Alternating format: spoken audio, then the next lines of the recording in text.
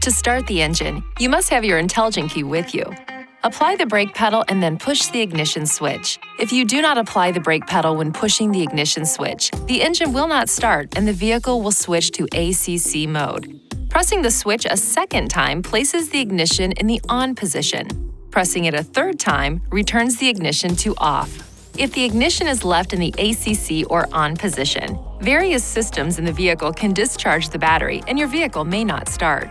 To start the vehicle, when the intelligent key battery is discharged, verify that the vehicle is in park. Then, touch the ignition switch with the intelligent key.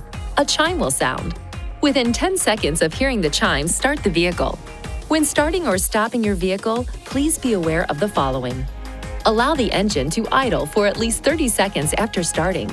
Do not race the engine while warming it up. Starting and stopping the engine over a short period of time may make the vehicle more difficult to start. During cold weather, allow the engine to run for a minimum of 2 to 3 minutes before shutting it off. Please see your owner's manual for important safety information, system limitations, and additional operating and feature information.